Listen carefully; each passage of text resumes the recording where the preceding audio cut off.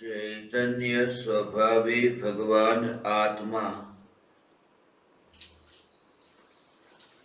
अनादि अनंत शुद्ध चैतन्य मात्र है।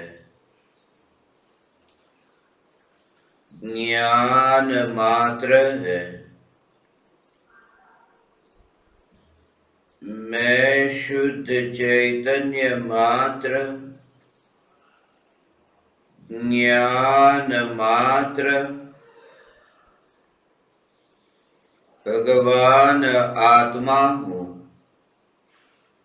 प्रति समय यह जागृति बनी रहे, इस जागृति का नाम धर्म है।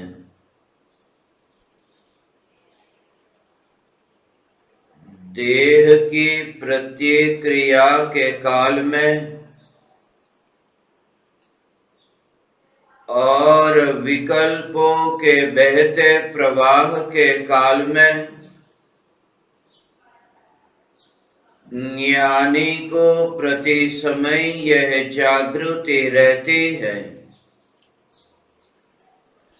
कि मैं चैतन्य तत्व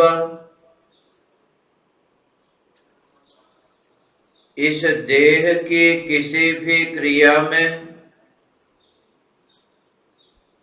और विकल्पों के बहते प्रवाह में कहीं भी मिला नहीं हूं, ऐसा शुद्ध चैतन्य तत्व मैं हूं। प्रति समय स्वयं की शुद्ध चैतन्य सत्ता का बोध आत्म जागृति ही धर्म है। चैतन्य तत्व की स्व संवेदन प्रत्यक्ष निर्विकल्प अनुभूति होते ही देह होने पर भी देहातीत दशा प्रकट होती है। इतना ही नहीं, विकल्प होने पर भी विकल्पातीत दशा प्रकट होती है। चैतन्य तत्व की निर्विकल्प अनुभूति होते ही आत्मा में अतीन्द्रिय आनंद का सागर उछलता है। फिर भी ज्ञानी की दृष्टि उस अतीन्द्रिय आनंद के सागर की ओर भी नहीं जाती और दृष्टि चैतन्य तत्व पर ही टिकी रहती है। यह चैतन्य तत्व ही मैं हूं। चैतन्य तत्व की निर्विकल्प अनुभूति होते ही ज्ञान दीपक प्रज्वलित होता है। ज्ञान दीपक प्रज्वलित होते ही ऐसे यथार्थ श्रद्धा होती है कि मैं त्रिकाल प्रज्वलित ज्ञान दीपक हूं। चैतन्य ज्योति की सत्ता के अतिरिक्त देह रूपी मिट्टी और रागादि भाव रूपी धुएं में कहीं भी फैला नहीं हूं। ज्ञान दीपक प्रज्वलित होते ही ज्ञानी स्वयं को राख की दीवार का पड़ोसी मानता है और मोक्ष मार्ग का मुसाफिर जानता है। ज्ञान दीपक प्रज्वलित होते ही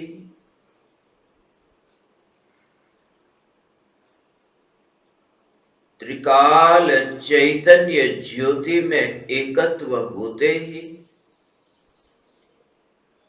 ज्योति की अवस्था की भी रुचि मिट जाती है। जब ज्योति की अवस्था की रुचि भी मिट जाए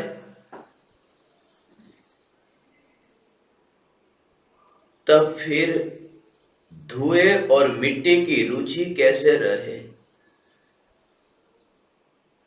धुएं और मिट्टी की रुचि कैसे रहे?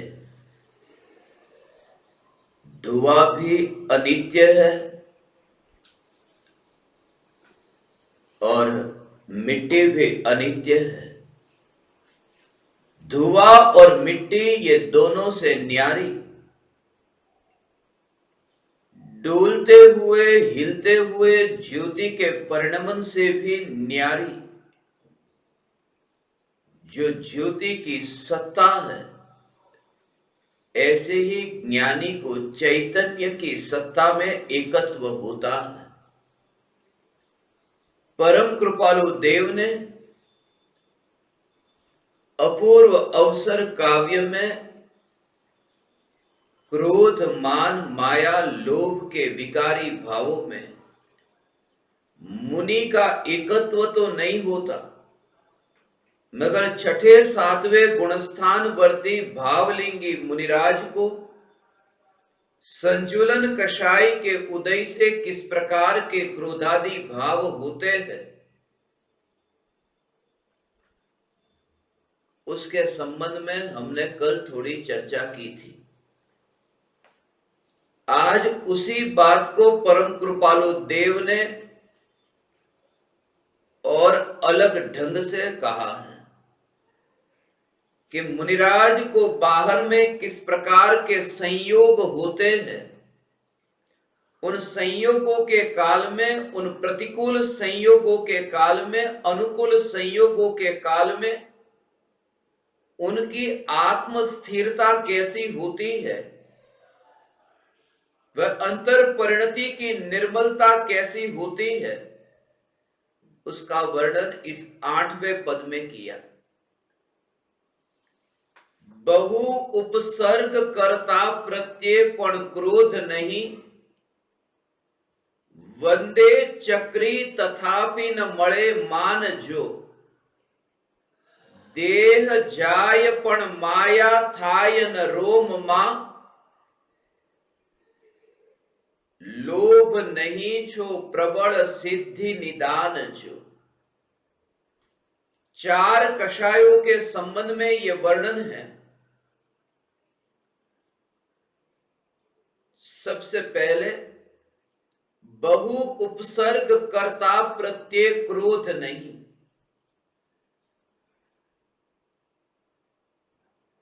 मुनिराज पर कोई उपसर्ग करे तो उपसर्ग करने वाले के प्रति क्रोध नहीं होता।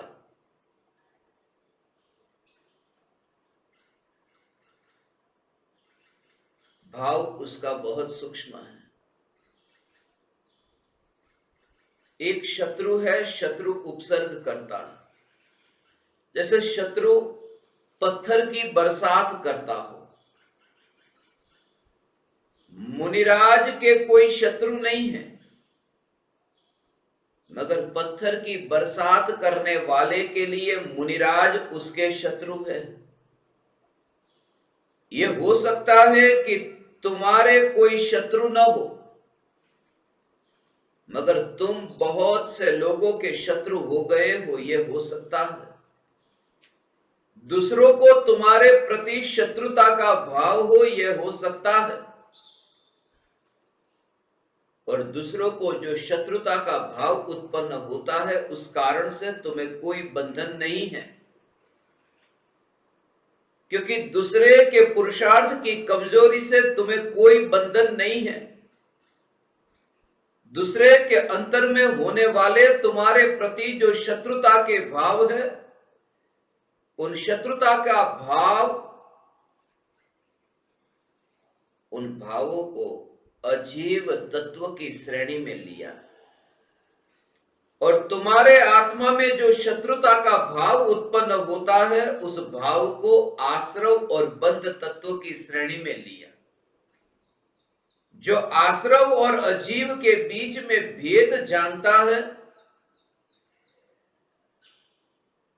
वह अपने पुरुषार्थ की कमजोरी से होने वाले भावों को दूर करने का पुरुषार्थ करता है। मुनिराज को पूर्वकृत कर्म के उदय के निमित्त से बाहर में उपसर्ग करता आए। उपसर्ग कौन करता है? पत्थर की बरसात शत्रु करता है, या फिर पत्थर की बरसात कर्म का उदय करता है? कर्म का उदय होता है तब पत्थर की बरसात होती है। मगर फिर भी यह कहा कि शत्रु द्वारा किए गए उपसर्ग आत्म स्वरूप में जहां स्थिरता है, ऐसे निर्विकल्प ध्यान की अवस्था में 3 गतियों के जीवों द्वारा मुनिराज पर उपसर्ग होने की संभावना।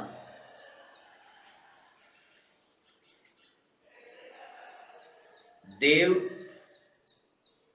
मनुष्य और तिर्यंच, जिसके बारे में संक्षिप्त रूप से हमने थोड़ी चर्चा की थी।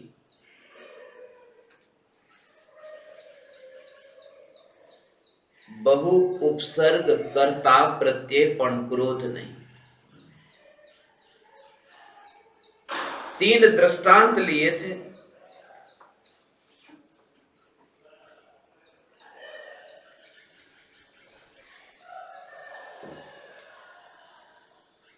तिर्यंच गति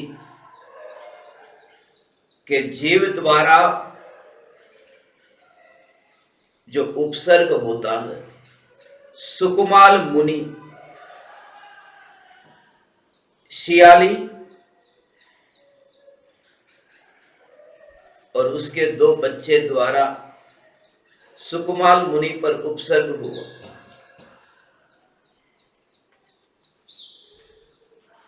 और राजा श्रेणी जिन्होंने यशोधर मुनि पर उपसर्ग किया, और संवर नाम के देव जिन्होंने पार्श्व मुनिराज पर उपसर्ग किया।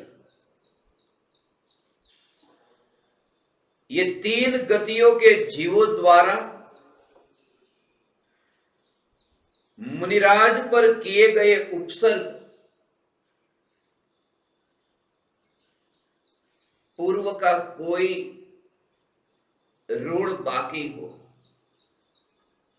हमें ये तीनों उपसर्ग सुनकर के ऐसा लगता है कि मुनिराज को कितनी वेदना होती होगी, कितनी पीड़ा होती होगी, कितने दुखी होते होंगे।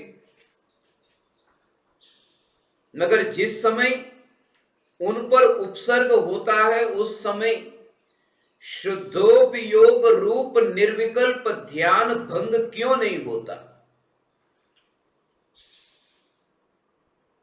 और ऐसी प्रतिकूलता, उन प्रतिकूलताओं को हम हमारे साथ में तुलना करके देखते हैं, इसलिए वह प्रतिकूलता बहुत दिखती है। हम बाहर की ओर देख करके उन प्रतिकूलताओं को देखते हैं, इसलिए प्रतिकूलता दुखदायक लगती है। और मुनिराज को पूछो तो उन्हें पता भी नहीं, इसलिए वे सहन नहीं करते। उनका तो उपयोग ही वहां पर नहीं गया। कितनी सुकोमल काया सुकुमाल मुनि की,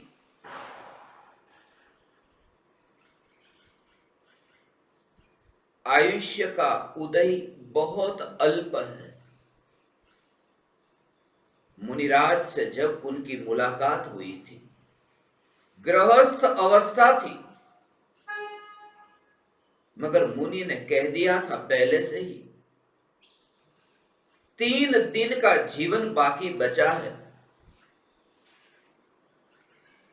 और इस मनुष्य जीवन को भोगों में बिताना यह समझदारी नहीं। सुकुमाल मुनि मुनि हो गए।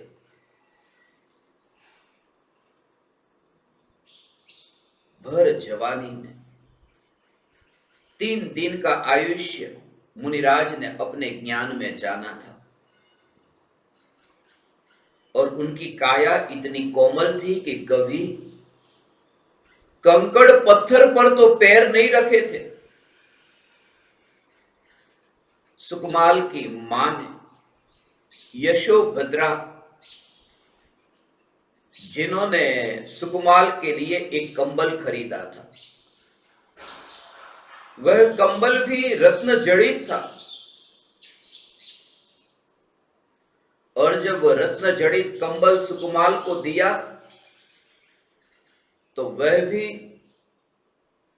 उनसे बर्दाश्त नहीं हुआ, क्योंकि रत्न का जो बोझ था, वो जो रत्न भी शरीर में खटकते थे, उन्होंने उस रत्न जड़ित कंबल को भी वापस लौटा दिया।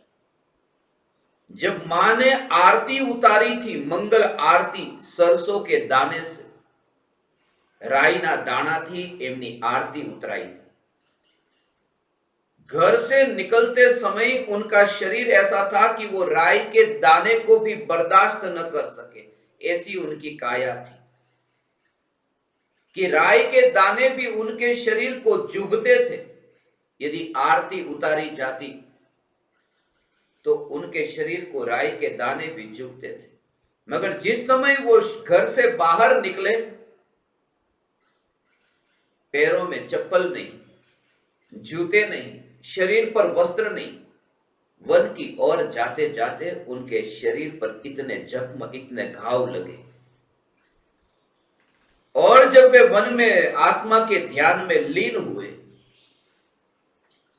ये पूर्व भव के बैर से, पूर्व भव के क्रोध और बैर के संस्कार के कारण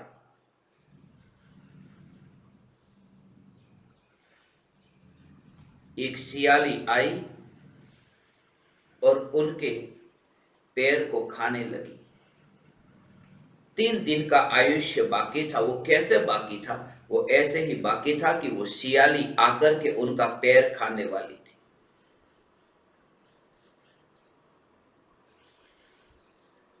कठोर लोग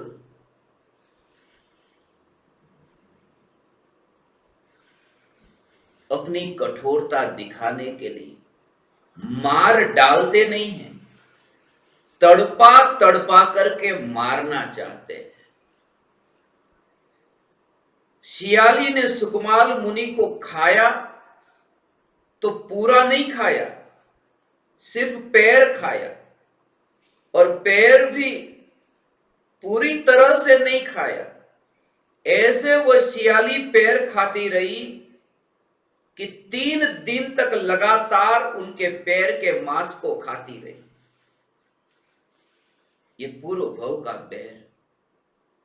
ये रहस्य कुछ समझने जैसे है। उपसर्ग के काल में मुनिराज को ऐसे जानवर आकर के 3 दिन तक लगातार पैर को खाते रहे, और उसके बच्चे भी साथ में जुट जाए। पूर्व भव का बैर था। मरते समय ऐसा होता है। मरते समय ऐसा भाव आए, उससे मैं बदला लूंगा, उसे छोड़ना मत। मैं कहता हूं ना, फिल्म के अंदर वो दृश्य आते हैं जो मरते समय कहते हैं, अभी मेरे पास शक्ति नहीं, शरीर में शक्ति नहीं होती, बुढ़ापा आया, सांस को पैरालाइज हो गया, शरीर अब ऐसा लकवा हो गया है, हाथ हिलता नहीं है, बोला जा सकता नहीं है, शरीर में शक्ति नहीं कि उठा जा सके। और बहू इतना परेशान करती, भीतर में इतना क्रोध का भाव कि यदि मेरा वश चलता तो इसे जिंदा ही जला देती, मार डालती इसे। मगर भाव वहां पर फलित नहीं हुए। मैं ये कहता हूं कि जो पाप के भाव है वो भी कभी ना कभी उछल करके आते हैं। वो भाव आए, अगले भव में ऐसा हो कि वही जीव, वो बहू का जीव मुनि हो गया हो और सास का जीव वो सियाली हो गया हो, और उसे भी खाने का भाव आए। ये पूर्व भव के ऐसे ऋणानुबंध, वो भाव थोड़ी यहां छूट जाते हैं। शरीर छूटता है मगर भाव थोड़ी ना छूटते हैं। और ये आनंद के समाचार है कि भाव यही नहीं छूट जाते। इसलिए तो कहता हूं कि चैतन्य तत्व के जो भाव तुम्हारे आत्मा में उत्पन्न हुए हैं, वे भाव यहीं पर ही नहीं छूट जाएंगे, वे भाव रहेंगे। क्योंकि जो विकार के भाव प्रकृति से, स्वभाव से विपरीत, ऐसे जो विकार के भाव, ये विकार के भाव भी जब अगले भव में साथ में आते हैं तो फिर जिस स्वरूप की आराधना से चैतन्य तत्व विचार और स्वरूप के साधन से जो भाव व्यक्त हुआ हो वो आगे कैसे ना आए। इसलिए वितराग परिणति अगले भाव में भी रहेगी। चैतन्य तत्व की जागृति वह भी अगले भाव में रहेगी जिन्हें इस भाव में प्रकट हुई है। बहु उपसर्ग कर्ता प्रत्यय क्रोध नहीं। आज तक तुमने ये सुना कि सुकुमार मुनि पर उपसर्ग हुआ, उन्हें सियाली पर क्रोध का भाव नहीं आया। अब जो महत्वपूर्ण रहस्य है वो ये है कि उपसर्ग करने वाले के प्रति क्रोध नहीं आता, क्योंकि विघ्न डालने वाला उपसर्ग करता अर्थात विघ्न डालने वाला, परेशान करने वाला, मगर मुनिराज को कोई परेशान करता हुआ नहीं दिखता। परेशान करता हुआ नहीं दिखता, इसलिए क्रोध का भाव नहीं आता। मुझे कोई परेशान नहीं करता, वो कैसे, इसको अब समझे। सुकुमार मुनि को भी ज्ञान में तो जानने में आया। ऐसा नहीं कि 3 दिन तक लगातार वे आत्मा के ध्यान में लीन रहे, वरना अंतर मुहूर्त में केवल ज्ञान हो जाता। तो फिर विकल्प तो आए थे, उपसर्ग के विकल्प भी आए कि ये देह के साथ में ऐसी क्रियाएं हो रही है, मगर उपसर्ग क्यों नहीं दिखता? वो बाधा पहुंचाने वाला बाधक क्यों नहीं दिखता? वो बाधक इसलिए नहीं दिखता क्योंकि बाधा लगते ही नहीं। जब उस शरीर को खाया जा रहा हो तो वो क्रिया जानने में तो आती है ना, उस क्रिया का ज्ञान तो होता है, वह ज्ञान का जानने रूप परिणमन तो होता है, वह ज्ञान की निरंतर धारा बह तो रही है न, जिसमें प्रतिबिंब पड़ा है। तलवार से तलवार टकरा रही है, ये युद्ध हो रहा है, मगर जो युद्ध हो रहा है वो पानी की बहती धारा में प्रतिबिंबित हो रहा है। उस तलवार ने तलवार के साथ में टकरा करके उस पानी की बहती धारा को रोका नहीं है, वहां बाधा नहीं पहुंचाई। पानी का प्रवाह बहता है, बहते प्रवाह में वह बाधा नहीं पहुंचती। मुनिराज को यह जागृति है, यह जागृति है कि ज्ञान का जानना जानना जानना ऐसा जो परिणमन हो रहा है, इस परिणमन में ये शियाली ये पैर को खाती है, और ये जो ज्ञान में ये जानने रूप परिणमन हो रहा है उस परिणमन को वो नहीं खा रही है। उस ज्ञान के परिणमन को नहीं खा रही, वो ज्ञान के परिणमन को रोकती नहीं है, वह जानने रूप परिणमन को रोकती नहीं है। इसलिए अंतर्मुखी दृष्टि होने के कारण मुनिराज को बाहर में सियाली के द्वारा वो पैर खाया जाता होने पर भी भीतर में उपसर्ग नहीं दिखता, भीतर में बाधा नहीं दिखती, क्योंकि ज्ञान का परिणमन अटक जाए तो भीतर में बाधा आई, ऐसा जानो। ये ज्ञान का परिणमन, ऐसा ये ज्ञान का परिणमन। बहु उपसर्ग कर्ता प्रति भी क्रोध नहीं, और बहु शब्द ये बात को बताता है, ऐसे ये भाव को बताता है। बहु वो मुनिराज की आत्मस्थिरता को बताता है। आत्मस्थिरता, बहु उपसर्ग कर्ता प्रत्यय पण क्रोध नहीं, वंदे चक्री तथापि न मळे मान जो। ये तीव्रता क्रोध की और मान की।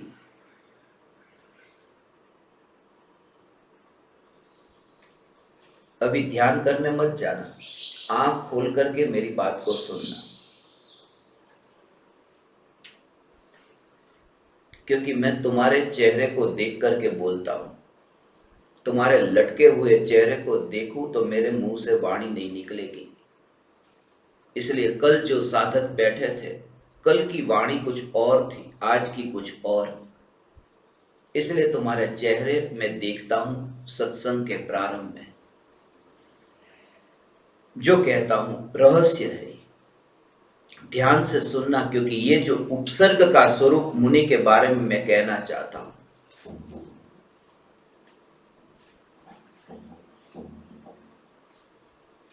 बहु उपसर्ग, मुनिराज पर बहु उपसर्ग का भाव,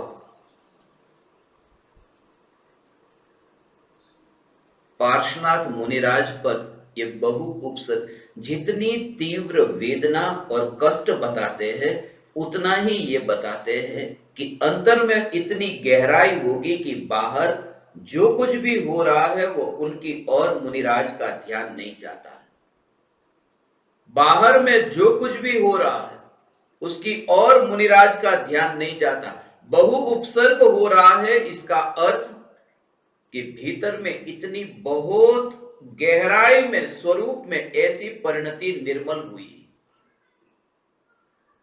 कि वहां ध्यान नहीं जाता।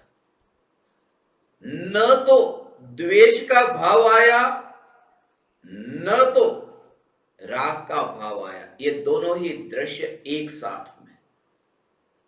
यशोधर मुनि के गले में राजा श्रेणिक ने सांप डाल दिया तो उनके प्रति कोई भी द्वेष का भाव नहीं आया, क्योंकि पता ही नहीं था कि सांप डला जा रहा है। और जब स्वरूप में ऐसे लीन थे कि पता नहीं सांप डला जा रहा, फिर माफी भी मांगे, नमस्कार भी करे, वंदन करे, तो आशीर्वाद देने का भाव नहीं। ये दोनों स्थिति, उपसर्ग करने वाले के प्रति द्वेष नहीं और नमस्कार करने वाले के प्रति राग नहीं, ये दोनों बात पहले कृपालु देव ने द्वेष और राग का स्वरूप बताने के लिए कही। चक्रवर्ती भी मुनिराज को नमस्कार करे तो भी आशीर्वाद देने का विकल्प नहीं आता। दोनों स्थिति को समझना। भरत चक्रवर्ती को 6 खंड का अधिपति, 6 खंड के मालिक होने का यह भाव कि मैं चक्रवर्ती हूं, मैं 6 खंड का अधिपति हूं, मान चाहिए, मगर मान की चाहना से मान नहीं मिलता। जिस समय तुम्हें भाव हो कि मान मिले और उस समय तुम्हें मान मिलता भी हो तो समझना कि उस समय एक साथ में सहज ये संजोग है कि मान का भाव आया और मान मिला। ये यशस कीर्ति नाम कर्म का उदय है, वो उदय है और उसी समय तुम्हारी इच्छा ये है। इसलिए अज्ञानी क्या करता है, वर्तमान के भावों को और भूतकाल के उदयों को दोनों को जोड़ता है। वर्तमान के भाव का फल तो अभी मिला नहीं है, उससे तो नए कर्म का बंध हुआ है, और पूर्व के कर्म वर्तमान में उदय में आते हैं तो यह भ्रम होता है कि वर्तमान के भाव से ही वर्तमान में यह कार्य हो गए।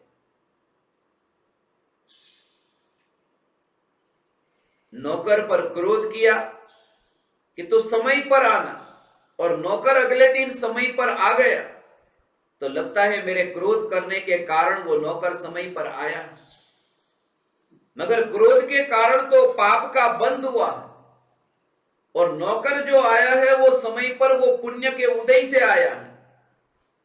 मगर अज्ञानी ये दोनों को एक साथ में जोड़ता है, इसलिए वो क्रोध का भाव छूटता नहीं है। वो मान्यता दृढ़ होती है कि क्रोध करने से काम हो जाता। क्रोध करने के कारण ज्ञान होता है। इसलिए ये बात कि भरत चक्रवर्ती को मान चाहिए, मगर मान मिलता है, वो मान चाहिए उससे नहीं, क्योंकि कैलाश पर्वत पर मुनिराज ऋषभ देव के चरणों में जब भरत चक्रवर्ती झुकते हैं मुनिराज ऋषभ देव को क्या चाहना थी कि भरत चक्रवर्ती झुके। झुकने वाले भरत चक्रवर्ती को आशीर्वाद देने का भाव भी नहीं आया। भरत चक्रवर्ती अकेले नहीं झुके थे, 6 खंड भरत चक्रवर्ती सहित ये 6 खंड ये मुनिराज ऋषभ देव के चरणों में झुका था, क्योंकि वे 6 खंड के अधिपति थे।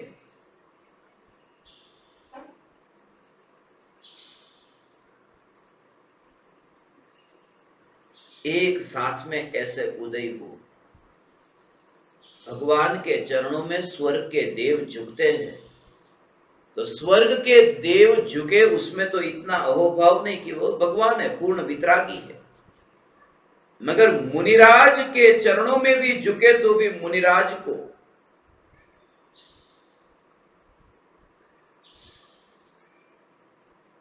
आशीर्वाद देने का भाव नहीं आता। ऐसा नहीं है कि अहंकार है, भाव यह है कि स्वरूप का आनंद इतना है कि दूसरे की ओर ध्यान ही नहीं गया, किसी ने चरणों में झुका है उसकी ओर।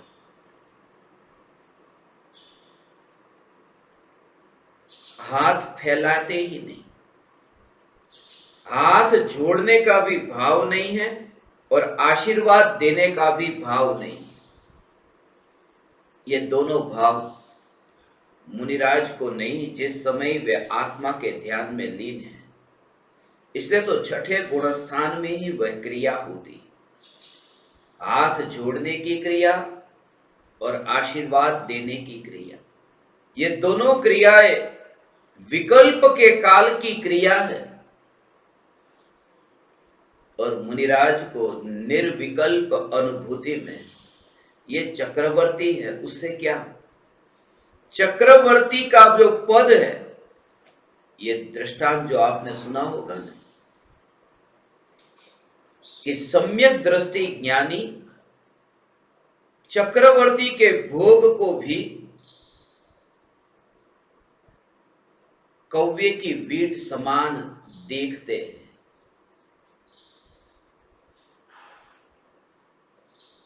चक्रवर्ती की संपदा इंद्र सरीखे भोग, काग वीट सम समझते सम्यक दृष्टि लोग। कौवे के वीट समान वे देखते हैं। उसका कारण, कौवे की वीट का किसी भी काम की नहीं, मनुष्य की विष्ठा नहीं कहा, गाय का गोबर नहीं कहा, कौवे की वीट कहा। क्योंकि गाय का गोबर किसी ना किसी वस्तु में काम में तो आता है। उपले बनते हैं, वो ईंधन के लिए काम में आता है। मनुष्य की विष्ठा भी कुछ तो काम में आती है, सुअर के लिए, भोजन के लिए काम में आती है। मगर कौवे की वीट किसी भी काम की नहीं। इसलिए ये दृष्टांत दिया कि चक्रवर्ती की संपदा को जो कौवे की वीट के समान देखते हैं वे सम्यक दृष्टि है, और जो सम्यक दृष्टि है वो भी कौवे की वीट समान देखे तो मुनि अवस्था तो उनसे भी ऊंची दशा है। इसलिए मुनि अवस्था में चक्रवर्ती के पद की महिमा कैसे हो।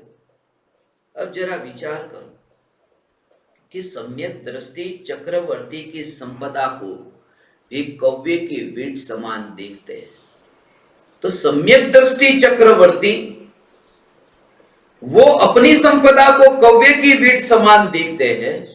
सम्यक दृष्टि चक्रवर्ती भरत चक्रवर्ती, ये तो सभी सम्यक दृष्टि की बात आई ना कि सभी सम्यक दृष्टि चक्रवर्ती की संपदा को कौवे की वीट देखते हैं। तो सम्यक दृष्टि में सम्यक दृष्टि चक्रवर्ती भी होते, तो सम्यक दृष्टि चक्रवर्ती अपनी ही संपत्ति को कौवे की वीट समान जब देखते हैं तो फिर भागते क्यों हैं, फिर 6 खंड क्यों चाहिए। देखते हैं अभी मुनि नहीं हुए। उपादेय बुद्धि और सुख बुद्धि उतनी भी नहीं है, कौवे की वीट समान भी। इसलिए मुनिराज को उनकी दशा तो और भी आगे की दशा है, ऐसी दशा की जहां पर चक्रवर्ती भी उनके चरणों में झुके, चक्रवर्ती उनके चरणों में झुके तो भी जो निर्विकल्प रहते हैं, ऐसे मुनि की महिमा आए।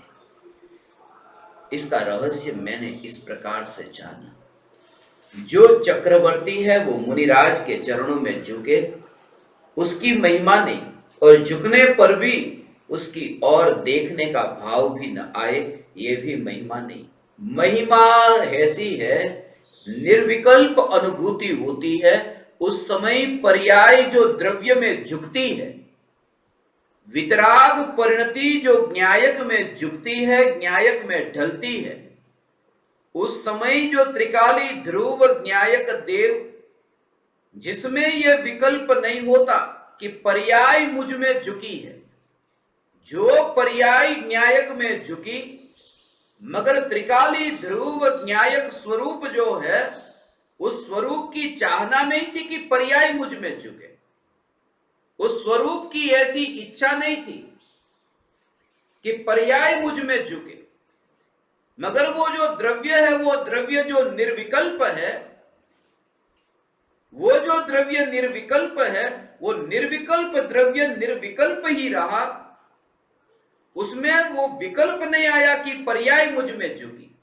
उसका भाव समझना कि जो पर्याय द्रव्य में झुकी, वो झुकने वाली पर्याय भी निर्विकल्प हो गई, जिसके आश्रय से वो पर्याय निर्विकल्प हुई, वो द्रव्य फिर विकल्प रूप कैसे हो? जो अनित्य है, जिस खंभे को तुमने पकड़ा और तुम वहां पर ठहर गए, तुम स्वयं ही वहां पर स्थिर हो गए, तो जिसको पकड़ करके तुम स्थिर हुए, जिसका आश्रय लेकर के तुम स्थिर हुए, वो जो सत्ता स्वरूप वस्तु, वह अस्थिर कैसे हो जाए? इसलिए द्रव्य का जो स्वभाव है, त्रिकाल ध्रुवता, त्रिकाल नित्यता, वो नित्य द्रव्य के आश्रय से जो पर्याय निर्विकल्प हुई, वो झुकी, क्योंकि झुकने का स्वभाव, ढलने का स्वभाव, लीन होने का स्वभाव पर्याय का है। द्रव्य लीन नहीं होता, द्रव्य का तो आश्रय है, द्रव्य का जो अवलंबन है, द्रव्य के अवलंबन से पर्याय निर्विकल्प हुई। और ऐसी एक नहीं हो, ऐसी एक नहीं, ऐसी दो नहीं, ये तो एक चक्रवर्ती, भरत चक्रवर्ती ने मुनिराज ऋषभ देव को ऐसा कोई ऐसी अपूर्व घटना घटित होती है, उस समय इस घटना का महत्व कैसे, उसकी महिमा कैसे आए, मुनि के चरणों में चक्रवर्ती झुके, ये महान घटना, या त्रिकाली ध्रुव न्यायक देव में वितराग परिणति झुके, ये महान घटना। जो त्रिकाली ध्रुव न्यायक देव में वितराग परिणति झुकती है, फिर भी वो वितराग परिणति, जो झुकने वाली वितराग परिणति निर्विकल्प रह करके झुकती है, विकल्प नहीं, क्योंकि विकल्प वाली पर्याय को तो क्या कहा, आंख खुली इधर, विकल्प वाली पर्याय को, विकल्प वाली पर्याय को तो न्यायक दर्शन ही नहीं देता, विकल्प वाली पर्याय को न्यायक दर्शन नहीं देता, निर्विकल्प पर्याय को दर्शन देने वाला। ऐसा तुम अपनी पात्रता तो प्रकट करो, ऐसा तुम अपनी पात्रता तो प्रकट करो, जब तुम्हारी योग्यता पकेगी तब तुम्हें दर्शन होंगे।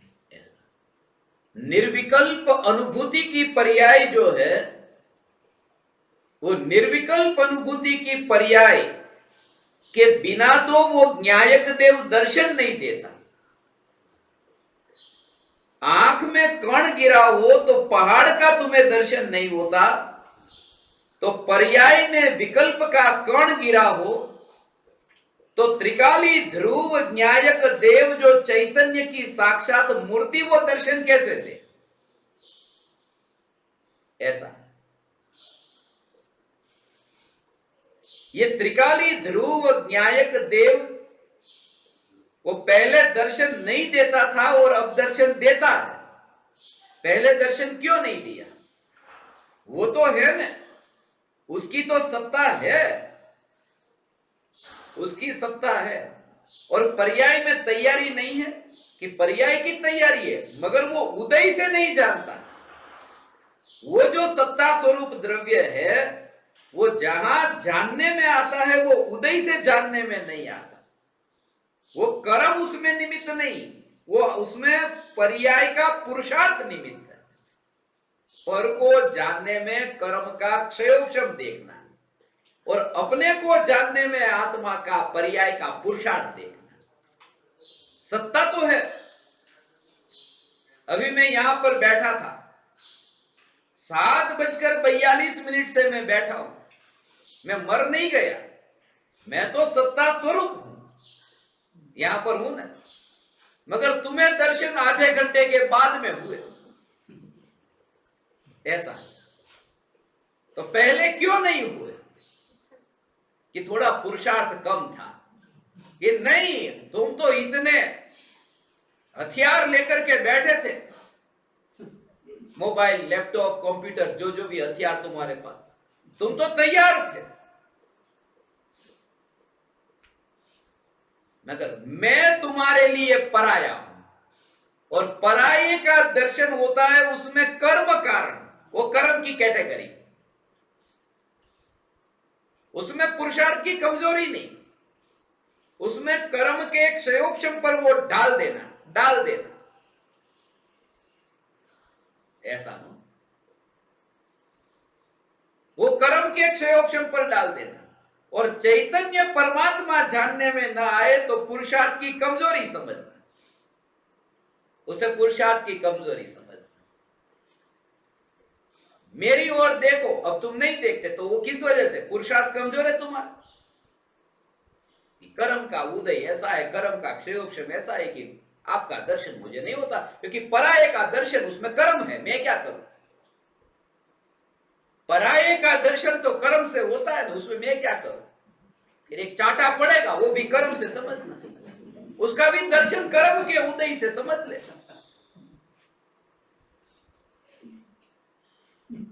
ये बहाने बाजों के लिए, इसलिए कहता हूं ध्यान से। सत्संग के काल में ये ज्यादातर ऐसे सुनने वाले हैं ना, आंख बंद करके तो लगे ध्यान में अभी डुबकी लगाएंगे। अभी जो विषय समझना होता है ना, खुली आंख रख करके बिल्कुल एकाग्र, उल्लास से, प्रमोद से,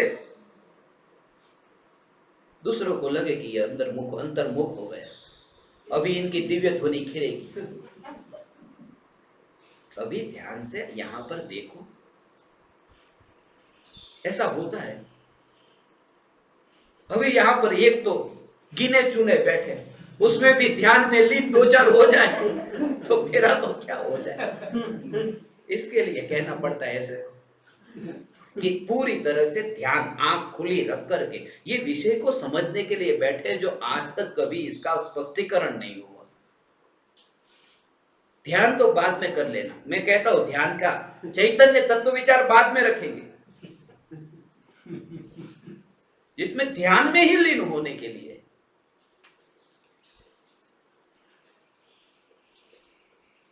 जब चैतन्य तत्व विचार होता है तब कभी कभी मैं आंख खोलकर देखता हूं तो तुम मेंढे की बात आंख फाड़ फाड़ के कि जब तुम्हें आंख बंद करके डुबकी लगानी थी। उल्टा ही क्यों करते हैं? उल्टा ही, इसी का नाम तो मिथ्यात्व है कि उल्टा ही करेगा, वो हमेशा उल्टा काम करेगा। बहु उपसर्ग कर्ता प्रत्यय क्रोध नहीं। ये लोग मेरे पर उपसर्ग करते हैं, क्रोध ऐसा नहीं है, ये उपसर्ग नहीं, बहु उपसर्ग करता प्रत्यय। दूसरे की भूल के कारण मैं दुखी क्यों हूं? यहां पर आवाज रुकी हो तो मैं कहता ना आवाज मत करो। यहां पर यदि सुनने के लिए तुम बैठे, ध्यान से नहीं सुनते, मैं कहूंगा ध्यान से सुनो। तुम्हें लगे कि कितना गुस्सा आ जाता है ध्यान से नहीं सुने तो।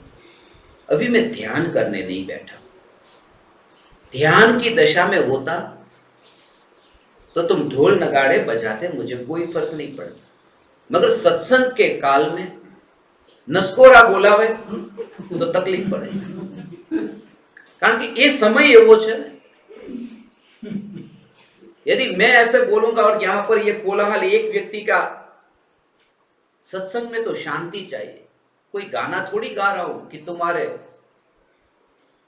नसकोरे का म्यूजिक चाहिए, बिना म्यूजिक का यह सत्संग होगा। इसलिए इस विषय को, मेरा जो भाव है एक एक पद का स्पष्टीकरण करने का, तुम्हारा यदि साथ ठीक तरह से मिला तो ही होगा, नहीं तो नहीं होगा। 8वां दिन है,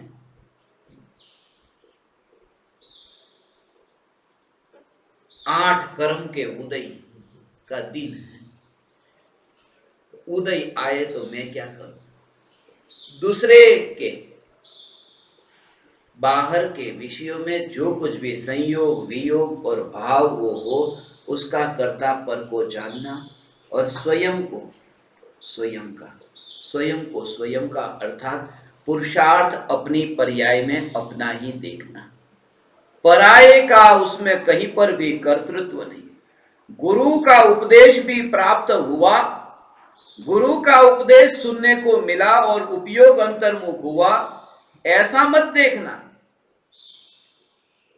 उपयोग अंतर्मुख हुआ, उसका काल ऐसा पका, उपयोग अंतर्मुख हुआ, ऐसा हो। भगवान ये चैतन्य तत्व का स्वरूप ऐसा, गुरु के मुख से वाणी सुनते समय ऐसा उल्लास का भाव आता है हो कि ऐसी चैतन्य परमात्मा की पुकार तो मैंने कभी नहीं सुनी, ऐसा उल्लास का भाव आए।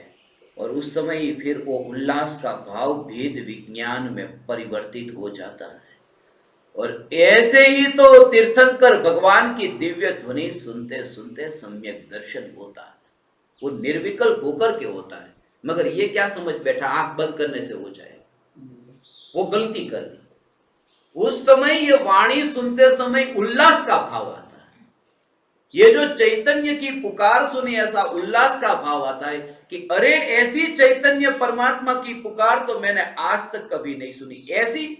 और वो जो राग का भाव ये आया हो, ये राग का भाव, ऐसी वाणी, भगवान की वाणी ऐसी, उस राग के भाव से भी उसका भेद विज्ञान हुआ, राग से भेद विज्ञान हुआ। उस उल्लास के भाव में भी ज्ञान को उल्लसित नहीं होता हुआ उसने देखा कि ज्ञान न उछला। ऐसा भक्ति का भाव आए, ऐसा भक्ति का भाव आए। अरे सदगुरु देव, आपने मुझे ये पुकार, और उस उछलते भाव की तरंग को उस दर्पण में ऐसे देखा, तुरंत ही उसका उपयोग जो राग में जाता था वह ज्ञान में गया, वो निर्विकल्प हो गया। उल्लास तो उल्लास में उसका जो होना है वो होता रहे। तागा तारंग तरंग तरंग सागर की उछले तो उछले, मगर जैसे ही दर्पण की ओर ध्यान गया कि वो तरंग रुके, वह नहीं, वो ऐसा ही, वो इतना ऐसा अनुभव करता है कि वो भाव यहाँ नहीं। इसलिए तो शांति को भोगता है, फिर इसलिए तो शांति को भोगता है, क्योंकि उल्लास का भाव जो है वो यहाँ नहीं, उसका प्रतिबिंब। इसलिए वो निर्भयता का अनुभव करता है, निराकुलता का अनुभव करता है। नजदीक जाओ, कितना नजदीक जाओ, कोरोना हो जाए, तुम दूर बैठो, मास्क पहन करके बैठो, ये तुमको इतना दूर बिठाया।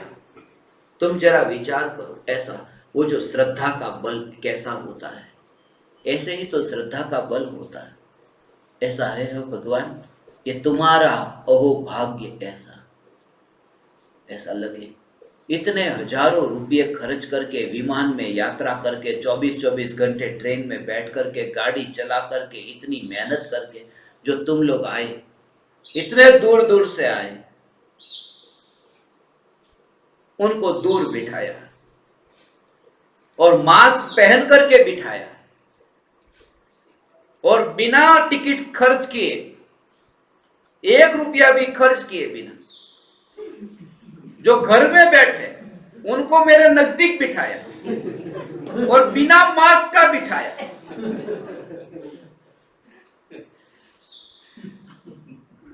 तुमको इतना नजदीक बैठ, और इतना नजदीक क्यों बैठाता हूं? कितना भी नजदीक आओ तो निश्चिंता क्यों है? क्यों निर्भय हूं? क्योंकि तुम यहां हो ही नहीं, तुम यहां नहीं हो। ऐसा तुम्हारे चेहरे पर दाग लगे, चाकू लगे, खून निकले, मुझे क्या? तुम अपने बालों को ऐसे सजा करके, ये कोई देखो बैठा है जैसे क्या स्टाइल में बाल आगे किए, जैसे कोई ब्यूटी पार्लर में से जाके आए, इतने बाल आगे करके ऐसे बैठे। मगर मेरे को क्या लेना देना, करो जितने भी आगे लाओ, घूंघट डालो बालों का। मगर एक छोटा सा बाल यदि मेरी स्क्रीन पर होगा तो मैं साफ करूंगा। वो तुम्हारे बाल मेरी स्क्रीन को गंदा नहीं करते, एक छोटा सा बाल ये मेरी स्क्रीन को गंदा करता है। मैं ये कहता हूं यहां स्पर्शना जहां होती है वहां वो नहीं है जो दिखाई देता है, जो प्रतिबिंबित होता है। इसलिए कितनी निश्चिंता, कोरोना हो जाएगा ऐसा लगता है। बिना मास्क का कोई व्यक्ति वीडियो कॉल पर हो, कैसा लगता है? क्योंकि वीडियो कॉल पर वहां पर चित्र मात्र है, वो वहां नहीं। तो यह गुरु की वाणी सुनकर के जो उल्लास का भाव आया, ये उल्लास का भाव आया, और जिस ज्ञान में जानने में आ रहा है उस ज्ञान में उल्लास को नहीं देखा, उस ज्ञान में ज्ञान की शांति को देखा, उस ज्ञान में निराकुलता को देखा कि आकुलता में जो भाव उत्पन्न होता था वो भाव से ध्यान ही हट गया और अनुभव यहां हुआ। ऐसा अनुभव हुआ, ऐसा है। ये पर्याय का द्रव्य में ढलना हुआ, ऐसा हुआ। पर्याय का द्रव्य में ढलना, ऐसा हुआ। ओ, उसके प्रति द्वेष नहीं, जानने में आया, वो उल्लास का भाव ज्ञान में जानने में आया, द्वेष नहीं करता। क्योंकि द्वेष करने में अपना ही नुकसान है, ऐसा हो, अपना नुकसान। तुम ऐसे सज धज करके बैठोगे, ब्यूटी पार्लर में जाकर के आए ऐसे, और ये दृश्य देख करके मैं एक हथौड़ा लेकर के यहां फोड़ दूं, तो तुम्हारा कितना नुकसान किया मैंने? तुम्हारा नहीं किया, मेरे ही 2.5 लाख गए,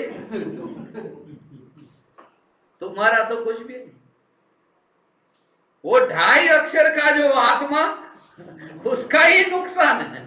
यहां पर जो विकल्प ज्ञान में जानने में आए और तुम उस ज्ञान के प्रति द्वेष करो, तो विकल्प का कुछ नहीं किया तुमने अपना ही बिगाड़ा है, ये अपना ही नुकसान हुआ। इसलिए मुनिराज ऐसा हो, तुम्हें ऐसा लगे कितना सहन करने वाले, कितना सहन करने वाले, ऐसा लगता है।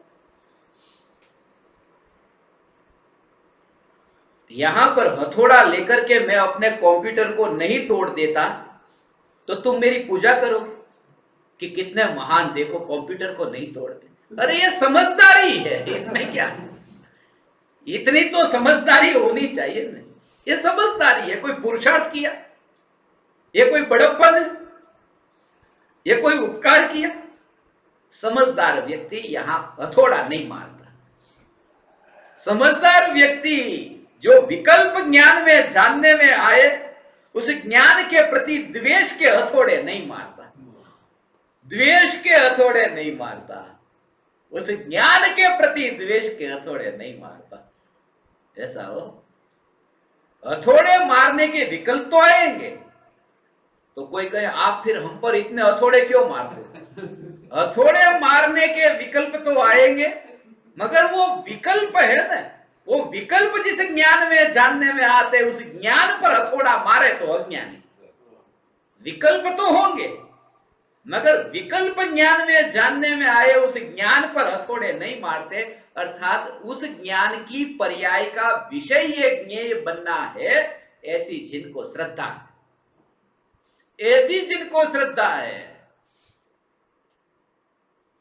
तब मुनिराज ऐसा, वो भेद का भाव नहीं रहा, सहजता ऐसी, उसी समय ऐसा ओ सहज, ये ऐसा योग, योग सहज योग, वहां पर तो अकर्ता भाव ऐसा है।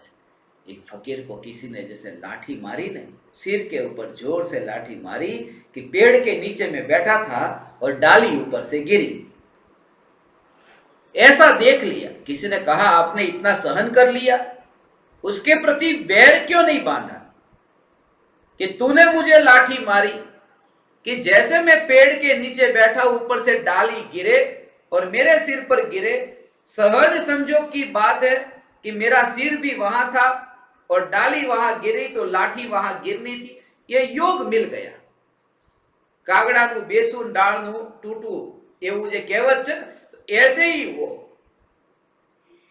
मेरा यहां बैठना था और डाल का वहां पर गिरना था, ऐसे ही उसने लाठी मारी तो ऐसे ही देखा कि सहज ये संजोग है, मगर सिर फूट गया उसका क्या, कि सहज संजोग है ना, यहां सिर फूट गया। मगर ऐसी कोई लाठी मारे कि तुम्हारे सिर को कुछ भी ना हो, और लाठी मारे कुछ भी ना हो, तुम ऐसे पहलवान बच्चे होते ना, बच्चे वो बाप के साथ में, बड़ों के साथ में खेलता है, पिटाई करते हैं, खेलते हैं, वो बाप को कुछ नहीं होता, वो मस्ती में मस्त रहता है। मगर कोई बड़ा पहलवान आकर के एक मुक्का मारे तो पता चल, उसको पता है कि मुझे कुछ भी नहीं हो रहा है, कुछ भी नहीं हो, सहज संजोग है डाली का गिरना और वहां पर होना, ऐसा सहज संजोग है, वो सहज संजोग है। ज्ञान का ऐसे जानने रूप परिणमन होना कि ऐसी अपूर्व वाणी ये मैंने कभी सुनी नहीं, ऐसा ज्ञान का परिणमन होना, और उस समय ये राग का अहोभाव का विकल्प होना, ये संजोग है। राग का विकल्प और ज्ञान का जानने रूप परिणमन ये संजोग है। ये डाली गिरी, ये राग का विकल्प, ये झुका,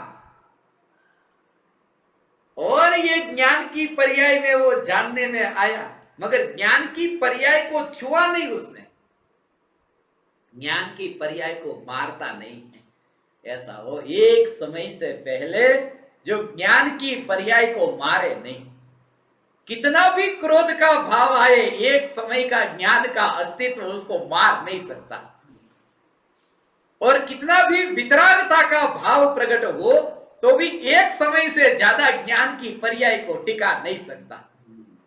ऐसा ये ज्ञान की पर्याय का परिणमन कि जिसको विभाव और जिसको स्वभाव, ये दोनों पर्यायों की अपेक्षा नहीं, ऐसा जो ज्ञान की पर्याय का जानने का स्वभाव, ये ज्ञान का परिणमन, उस स्वभाव को जिन्होंने पहचाना तो चक्रवर्ती भी उनके चरणों में झुके। तो भी मान का भाव नहीं, मान का भाव नहीं है, मैं बड़ा हूं ऐसा भाव नहीं है, मैं बड़ा हूं ऐसा भाव नहीं। आचार्य उपाध्याय साधु ये गुरु का पद है।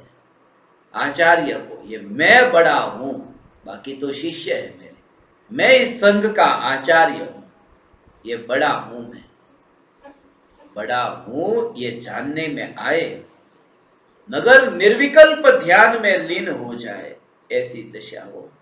पर्याय द्रव्य में झुके, पर्याय द्रव्य में झुके तो ऐसा कि वो झुकने वाले चक्रवर्ती तो दूर, अंतर मुहूर्त में जिनको केवल ज्ञान प्रकट होना है, ऐसे मुनिराज भी अपने गुरु को झुकते हो, ऐसे वितरागी मुनि अंतर मुहूर्त में केवल ज्ञान होना है, उन्हें भी झुकने का, अंतर मुहूर्त पहले झुकने का भाव आएगा, क्योंकि झुक करके ही वे अपने में ऐसे लीन हुए कि अंतर मुहूर्त तक लीन रहे कि केवल ज्ञान हुआ।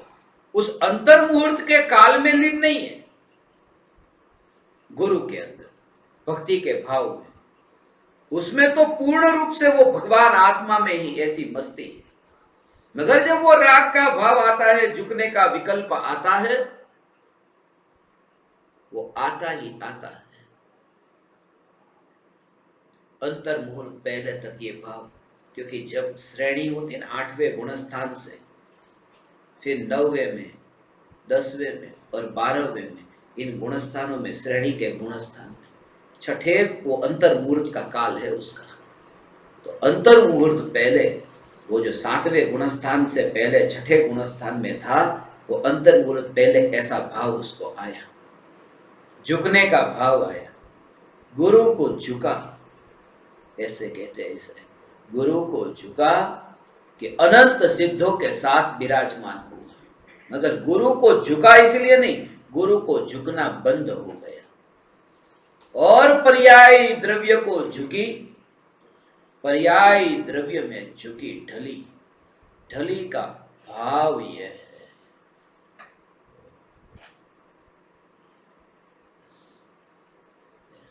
इतना भी भेद नहीं।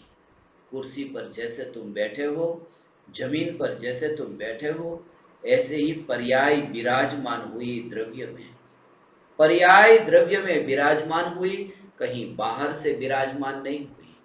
उस समय निर्विकल्प अनुभूति ऐसी हुई कि पर्याय का परिणमन ऐसा हुआ कि पर्याय में विकल्प न रहा कि मैं पर्याय हूं। उसे कहते पर्याय द्रव्य में विराजमान हुई। पर्याय द्रव्य, क्योंकि तो फासला है ना, क्षेत्र का फासला। जैसे व्यक्ति बैठा हो किसी कुर्सी पर, तो व्यक्ति ऊपर है, कुर्सी नीचे है, आसन नीचे है, वो व्यक्ति ऊपर है। यहां तो जो द्रव्य है ये पर्याय है, पर्याय द्रव्य में विराजमान हुई तो इतना भी फासला नहीं रहता। वहां तो पर्याय द्रव्य में विराजमान हुई तो द्रव्य का जो एक समय का प्रकट रूप है, उस एक समय के प्रकट रूप में द्रव्य के त्रिकाल स्वरूप का ही वहां पर दर्शन होना, एक समय के रूप में वो पर्याय का पर्याय में परिणमन होना, और उस समय मैं पर्याय हूं और ये द्रव्य जानने में आ रहा है, ऐसा विकल्प न होना, उसे कहते हैं अभेद निर्विकल्प अनुभव। एक समय की पर्याय में ऐसा त्रिकाली ध्रुव न्यायक का प्रतिबिंब, ऐसा है भगवान। ये न्यायक का स्वरूप बहु उपसर्ग कर्ता प्रत्यय क्रोध नहीं, वंदे चक्री तथापि न मळे मान जो। दूसरे को नहीं, दूसरे को नहीं, कोई सम्मान दे तो उसको सम्मान देने न जाना, कोई क्रोध करे, कोई क्रोध करे तो भी उसके प्रति कोई भाव नहीं।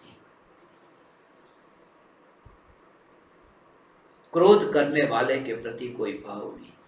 4 बजे सम्यक दर्शन प्रकट हुआ, 4 बजे से पहले अनंतानुबंधी क्रोध था, क्योंकि क्रोध का अर्थ मुंह मोड़ना, ये समझना हो, ये सबसे ज्यादा ये चरम सीमा का ये सूक्ष्म राज, अंतिम राज है कि अनंत काल बीता, एक समय के लिए भी द्रव्य के प्रति, चैतन्य न्यायक देव के प्रति क्रोध का भाव मिटा नहीं, क्योंकि मुंह मोड़कर रखना ये क्रोध। तो अभी 4 बजे सम्यक दर्शन हुआ तो 3 बजे, 2 बजे, 1 बजे, वो पहले का जितना भी काल, भूतकाल में, कल, परसों, ऐसे अनंत काल, तो अनंत काल की पर्यायों में क्रोध हुआ था, ये मुंह मोड़ने वाला। अनंत काल की पर्यायों में इतना क्रोध हुआ, मगर वो जो क्रोध का उपसर्ग हो रहा था, वो क्रोध का उपसर्ग हो रहा था, मगर द्रव्य का कोई रिएक्शन ही नहीं, और द्रव्य आनंदमय रहा। वो जिस पर्याय ने मुंह मोड़ करके रखा, वो क्रोध की अनंतानुबंधी क्रोध की पर्याय, मगर द्रव्य में कोई भी विभाव नहीं हुआ, द्रव्य सदैव आनंदमय रहा। ऐसे द्रव्य का अहोभाव, मुनि तो वहां, ऐसे द्रव्य का जब अहोभाव आता है तब पर्याय में ऐसी दशा होती है, उपसर्ग कर्ता प्रत्यय क्रोध नहीं, वो व्यवहार की बात, ये निश्चय की बात, कि अपनी ही पर्याय अपने द्रव्य पर क्रोध करे, न देखे तो भी द्रव्य उस पर्याय के प्रति विरोध न करे और आनंदमय रहे। अब दूसरी बात, कि अपनी ही पर्याय द्रव्य में झुके, फिर भी द्रव्य में अभिमान न हो, द्रव्य को ऐसा भाव न हो।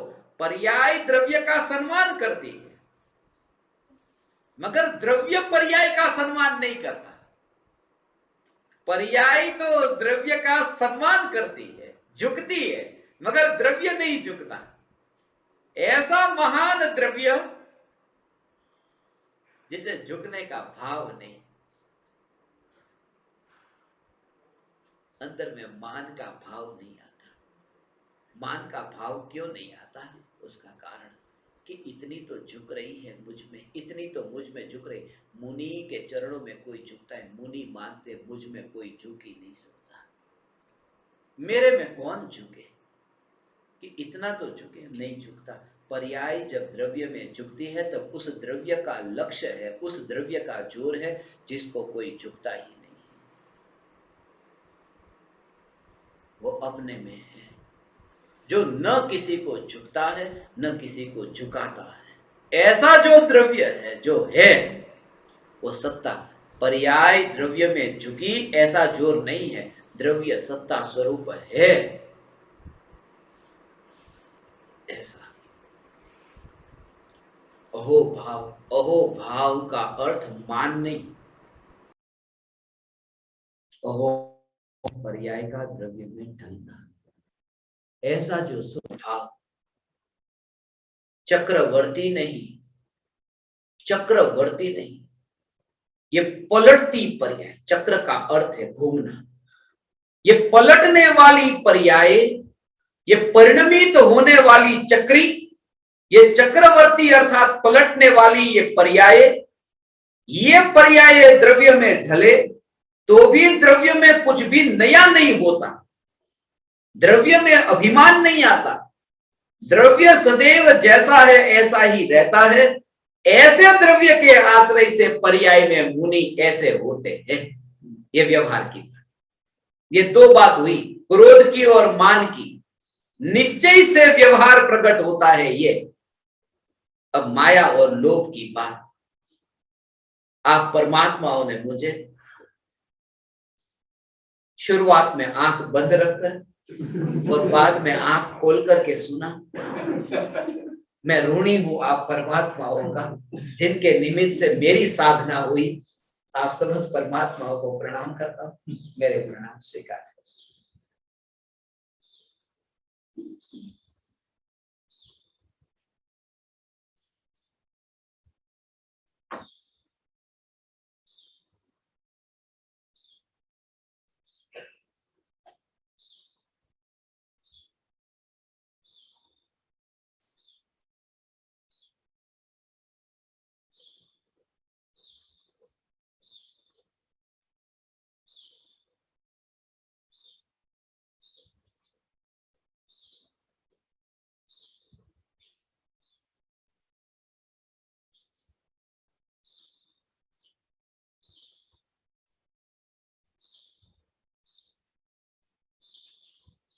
अहो अहो श्री सद्गुरु करुणा सिंधु अपार, इस पामर पर प्रभु किया अहो अहो उपकार, अहो अहो